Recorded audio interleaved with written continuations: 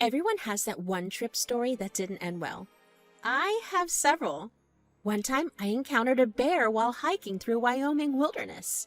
Another time, me and my friend from college ran out of water mid-journey as we made our way through a national park. But somehow, my trip to Europe with my in-laws will always take the cake when it comes to having terrible travels. Hi, I'm Kate, and I'm 28 years old. I met John on a hiking trip in Colorado. We spent several days with our group and made a lot of friends.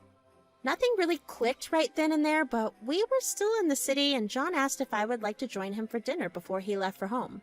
I said yes, and eventually I left for home with him. We fell in love, and after a year of dating, got married 2 years later. One day, he broke some exciting news to me. The place I work for. They want to send me to Europe. What? That's amazing! Oh my god, babe, I'm so happy for you! Thank you. I'm so pumped for this. They're going to arrange everything from start to finish. They said they can arrange a ticket for you, too. What? Are you serious? Yes. They said they could pay for the fare of one additional person. But of course, we'll have to manage everything else for you, but we can do that. You can come with me. I'm just gonna sit down to process all this because what? We're going to Europe? I can't believe this. You better not be pranking me, hon. And he wasn't. He was completely serious about the whole thing. I had an online business that I worked on remotely, so I had not one office to go to. John, on the other hand, was a consultant who was needed at another company's branch in London. I was beyond excited. Unfortunately, my excitement was short-lived. The next day, I found out his parents, Carrie and Steve, also wanted to join us. They said, Oh, well, me and your mom, we have been in this old house for far too long anyway. How about we all go together?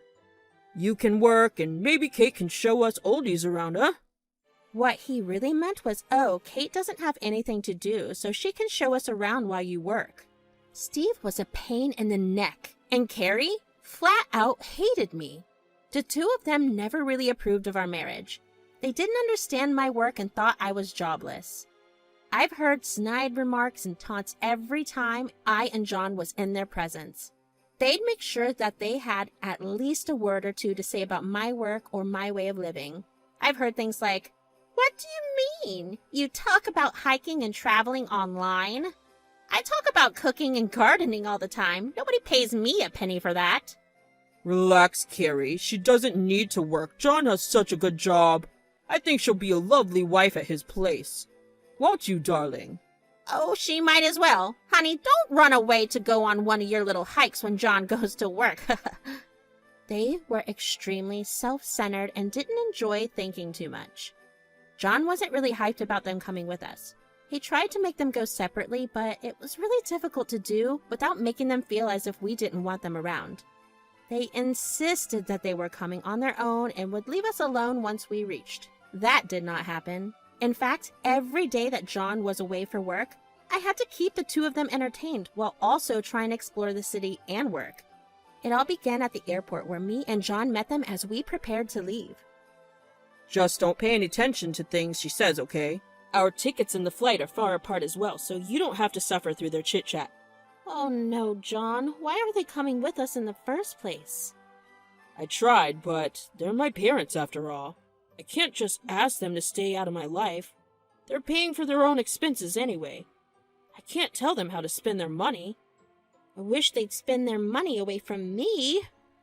Steve and Carrie arrived at the airport fully dressed in warm clothes. Someone must have told them that it gets really cold out there in London, so they prepared in advance like buffoons. It was August. The only part of the world where they might need that could have been Antarctica or something. Oh boy, it's awfully hard in here, is it not? Maybe if you weren't wearing half a polar bear's fur on your shoulders, you'd feel better. Nonsense, this is just some authentic Indian wool. Polar bears are sacred. She's being sarcastic, Steve. You need to watch how you talk, Kate. Guys, can you try and not start already? And Dad, Kate's right. Why are you two dressed like that? Carrie's friend Shelley told us it gets really cold out there in Europe because it's close to Russia and everything. Dad, it's August. Can you please take all of this off? You look like a boiled potato on its way to becoming a french fry. And come on, let's get moving. We have to board soon. We boarded our flight and found our seats. Steve and Carrie got out of their expensive-looking woolens and shoved them in a bag, which made us extra late for boarding. Once I was in my seat comfortably with John, I decided to put on a movie. The flight was meant to be some time of peace before I dove headfirst into a mess that Steve and Carrie were about to make for the two of us. I thought I'll have some time to relax, but just as I was about to fall asleep, Carrie pulled my earphones out and started talking to me mid-flight. Hey, do you guys have any perfume? Steve had one too many sardines on our way here. He's stinking up the place. Carrie, you can't spray perfume in the air in a plane. And you can't be here. What are you doing? Ugh, come on. Don't be so stingy. Those people around are giving us weird looks. And you think spraying up cologne will help that? A flight attendant suddenly took notice of the situation.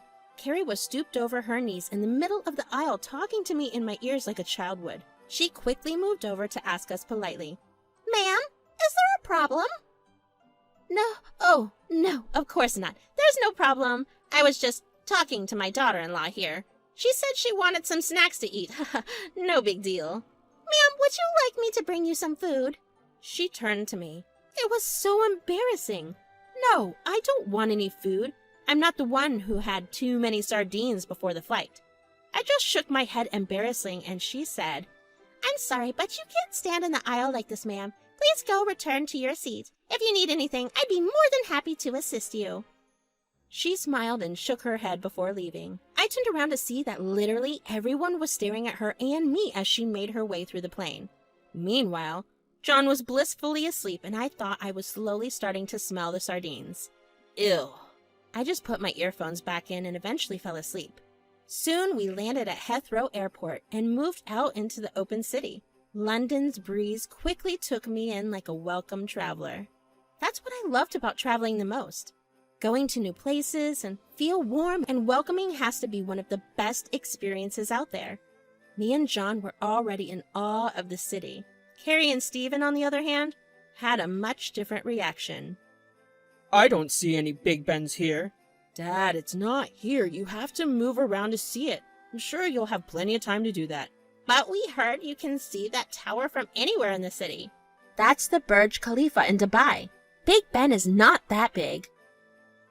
Okay, can you turn down the attitude? Can you turn down the stupid? John, tell your wife to. Mom, Kate, just please try to be nice. I'm not here to meditate your scuffles. Now let's go. I have to relax and report to work soon. We'll see Big Ben and everything around pretty soon. I caught looks and sighs from Carrie and Steve all day. The pair of them was insufferable. They kept trying to embarrass me and John by doing silly things like trying to ask for croissants in a French accent when they were in fact not in France. They also stopped a taxi driver after we landed at the hotel to ask him the directions to London Eye. I'll tell you one thing about London's taxi drivers. They don't like people wasting their time.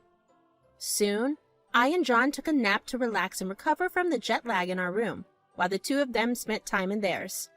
They were technically on a trip of their own, but I knew they were going to be as big of a pain as possible. A pain you'd probably be able to see from anywhere in the city. Wouldn't it be nice, John said suddenly when we were getting ready for the day later, to have a baby and maybe a dog with us through all of this? The idea of it made me feel bittersweet. A dog? Yes. We could have a dog. But a baby? John and I had tried to have one, but we were unsuccessful. Doctors would later rule that I'd likely never be able to have a child of my own. John was against adoption. We took a hit. We'd hit a roadblock pretty soon. I don't know why he was suddenly bringing it all up. What's on your mind? Oh, nothing. I figured a kid and a dog would still make better travel buddies than my parents in the other room. You got that right, hun. We laughed it off. We made fun of his parents every once in a while, but it was no replacement for the truth there. John wanted a kid of his own. I couldn't give him one. He sounded sad but covered it up with a joke, so I went and hugged him from the back as he finished putting on his suit. I'm sorry. I'm sure we can try again, honey. We can, but it won't matter, would it? It can't work for us. And you still don't want to do... No. I want it to be my blood and my blood only, and yours. I can't adopt. I don't think I'll be a good father knowing it's not really my child. But John, it doesn't... We've talked about this, Kate. I don't want to get into this again. He kept cutting me off every time I tried to convince him. He wanted to be a father so badly but wouldn't adopt. Me? I've wanted to be a mother for so long, but I can't give birth. I was completely okay with adopting, but sometimes it felt like John was holding me back from that. But then you can't always get what you want. Marriage is about sacrifice. I'm sorry. I don't want to talk about this whole adoption thing. My mind is made up. I want to be a mother too, you know. I know, but this is not the way. Look, a big promotion is on the way. Maybe we'll try other ways. Let me work on it. Okay, if you say so. He smiled and we embraced for a little bit before he walked out the door for work. I was left all by myself. I had no plans of leaving the room until the afternoon or evening. I had boatloads of work to finish, departments to manage, and blogs to write. I got to work, and just as I was about to upload my first blog, the doorbell went off. Without even having to think about it, I knew who it was. Hey, Katie Kate, what are you up to? Me and Steve are all set to go tour the city. You're the chauffeur. Carrie, I'd love to, but I'm working right now. Can we do this in the evening instead? I'd love to see London with you, but we have to wait. Wait? No, we can't wait. We're like 70 years old. You guys are like 50, and yes, point taken, but I really have to work. Oh, you and your work. Stop pretending to be busy. We won't judge you. I get it. The younger generation of women doesn't want to be called housewives. You're all working women. Now, can we please go? Carrie, first of all, that's horrible of you to say. Secondly, like I told you, I really have work. And no, I'm not pretending, okay? If you want to go so badly, I'm afraid you'll have to do that without me. I said that and shut the door on her. She rang the doorbell again and again, and I got some angry texts that called me a number of horrible things, but I wasn't taking it from the two of them. If they wanted to go out with me, they were going to have to wait. I quickly got back to my laptop and got to work. As it turned out, Steve and Carrie went out by themselves anyway, and guess what happened? They ran out of cash and got stranded in the middle of nowhere. I got a call from her, but I didn't pick up because I was working and I knew she'd call me terrible names to get me to go out with them. I didn't know they already left. Later, I got a call from John. Hey, love. Where are you? Hey, I'm in the room. At the hotel still? Yeah, why? You sound worried. Yeah, why did you let Mom and Dad go out by themselves? I told you you might need to help them out a bit. You know how they are. I know. I said I'd go with them as long as they went later. I had to work, John. God, this isn't helpful. Look, can you pick them up? They're lost somewhere in the city and can't find their way back. Why not? I don't know. They said they run out of cash or something. Just go and check, please, will you? I'll send the location they managed to send me through a stranger. Just go and get them. Thanks. He said that and cut the call off. I've never liked the way John talked when he was at work. He'd quickly end every conversation by giving me an order. Make this food. Bring that wine. I'll be home late. Bye. Like, at least let me have a say before you decide. We've had so many fights about this, and yet it's still all the same. Either way, looks like I was to babysit his parents one more time. He sent me to the location, and I found a cabbie to take me there.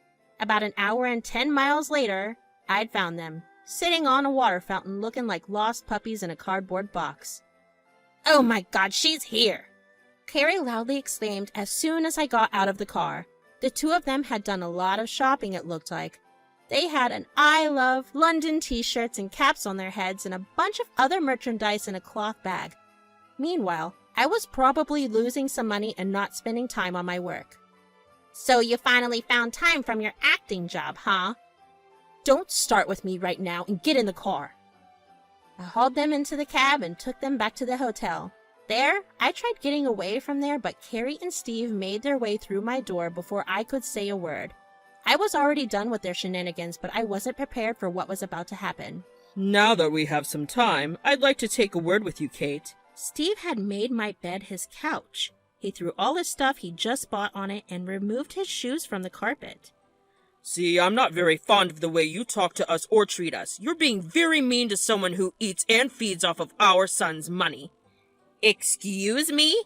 I don't live off of your son's money. I make my own. I have a... Yeah. You have a real job sitting on your computer all day. Look, back in our day, people would go to work at mines and stables and printers if they were lucky. Computers came in later on, but they're useless sitting in your bed like this. We'd really appreciate it if you found a real job first and then showed us all this audacity. Maybe then you'd be wiser. Okay, that's it. You two are getting out of my room right this moment. I've wasted my whole day.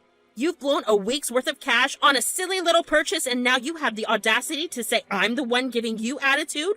You'd still be stranded out there with no money if it wasn't for me. Our son would have gotten us back. Your son doesn't even know what you two have been up to all day. He called me to get you. He's off to work and knows very little about his wife and his parents. Oh, so now it's his fault. Maybe he's just mad that you can't make him a father. I was shocked, and my words dropped back in my throat as I was about to say them.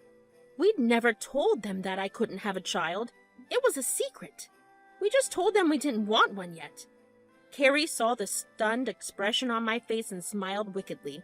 Yes, we know. John told us everything. How you were useless in the house and useless as a parent. We're thinking we'll find a nice girl for him here in London and get them married. A girl who can make him a father. John really told you? Of course he did. He's our son. He'd say anything and do anything we'd say. He bought us our plane tickets to come here with you, too. Wait, what? You were coming here on your own, weren't you? Ha! As if! John bought us everything. In fact, he was the one who convinced us to come with you two. But he said to me, What? What did he tell you? It doesn't matter. He's my son, and he'll only listen to me. If I tell him to go find another woman, he'll do it. And I've told him to. So you better pack your bags and go back home. I'm gonna call him right now. I whipped out my phone and quickly dialed him. He disconnected my call once. Then he did it again. I was beginning to slowly lose my temper, so I called him one last time, and that's when he picked up. What? I'm busy, Kate. You need to stop. Did you tell them about us not being able to have a child? What? What are you talking about? Your parents know about the kid thing, John? So did you or did you not? Do we have to do this right now? Yes. Fine. I told them they're my parents. I couldn't have kept it from them forever. And did you convince them to come to London with us? Kate, I really have to go. Can we please do this once I'm back? Did you or did you not? I did, okay? Fine. I needed the three of you to get along for once. Get along? Your parents are two of the most horrible and stupid people I've ever had the misfortune to encounter. I'd explain to them how terrible they are, but I don't have the time nor the crayons to explain it to them. Kate, that's my parents you're talking about. I know they're a pain, but don't talk about them as if they're children. Children? That we can't have, right? You are the one who's stopped us from having children, not me. This is goodbye. I cut the call off in anger and turned around to find Carrie and Steve grinning as if they'd won. Just go away, you sorry little girl. Go back right now. You're ruining our trip. Fine. I'll see you two in hell. That was the day that betrayal stung me in the eyes really badly. John had lied to me on so many occasions about work and other things before, but I'd forgiven him. This time, it was enough. Those small lies like, oh, I forgot the groceries, can you get them? Or, oh, I forgot the down payment on the new apartment, can you do it instead? Really added up to all of this. I was sick of him. This whole time I thought we were one team, but he was playing from both sides. But I still had something up my own sleeve. I packed my bags and booked my flight back to the U.S. Once I was there, I transferred all of the money from our joint account into mine. Most of it had come from my online business anyway, so it was rightfully mine. John just chipped in for the show. I even called the hotel in London and canceled our room so that the three of them would have to face embarrassment and confusion. The money from the room came from my card, so it was easy to do. John gave me a million calls, but I didn't pick up. After that, it was goodbye. Today, I've moved away from John City and live in Southern California. I heard from John a while back. We finalized our divorce once he came back. It has been 2 years since then. I've adopted 2 lovely children, and just when I thought I'd gotten rid of the toxic family, a knock on my door exposed a familiar face. Carrie and Steve were standing on my doorstep on a random Tuesday. What do you want? Can we come in? No, say what you want right here. I wasn't about to let them inside my house. My kids were in there and they didn't need to hear from them. Carrie and Steve started talking about their situation. Turned out, John had gotten extremely detached from them after what happened in London, and eventually, their relationship soured away. And this is what they told me. I'm so sorry. Please come back. We've spent everything on the London trip, and now John wants nothing to do with us. We're so sorry, please. This is on us. I'll forgive you if you fall on your knees and apologize. The 2 of them exchanged a look and slowly and mechanically went down to their knees while wiping their tears. We're really so... I shut the door in their face. It felt mean and almost evil, but completely right at the same time. I heard a few knocks and a few calls, but I responded to none of them. Eventually, I and my 2 kids decided to get ourselves a dog and go to London. This time, properly.